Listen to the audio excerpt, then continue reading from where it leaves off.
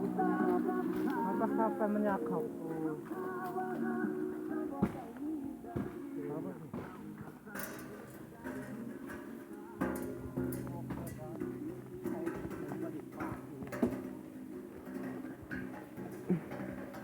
คงสิไป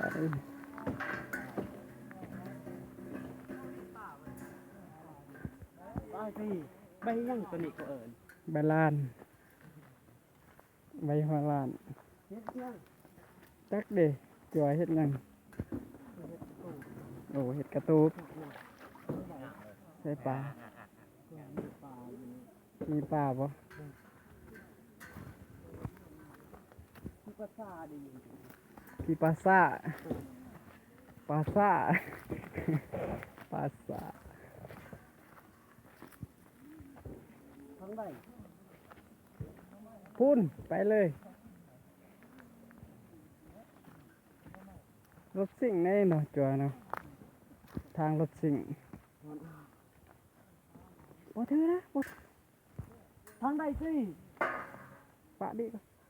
ไปอืม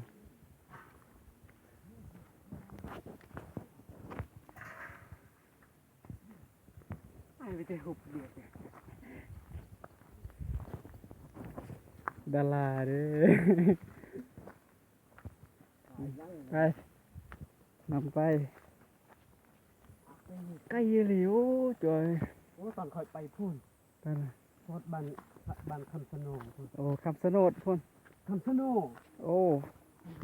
ไก่เนาะ บ้านนาโพพูน อืม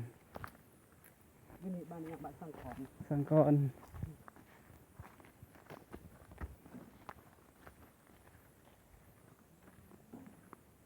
พวกนี้ จักตะกุกอีก ใบล้าน ใบลานโอ้ ใหญ่ยัง หน้าแฟก อืมไปโอ้กล่องงามเด้อกล่องจอยแจ้งคมสัตว์ ตัวของเอาเรียงติดไว้เลยโอเคคอยราคา6แค่คงได้เยอะล้านพูน แจ้งอลี ให้โทรศัพท์จับ บ่มีได้ซื้อมา จะอยู่ คานโอ้แจ้งอลีกล่องจอยอยาเด้อ วันนี้เขาก็จะกดใบล้าน อืม เช็ดกระตุกน้อยอยู่วัด โอ้ บอลดื่มกาแฟบอลพัด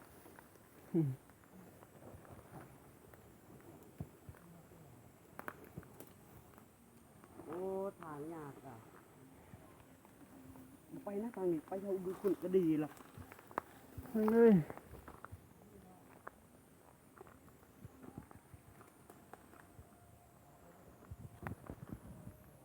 โอ้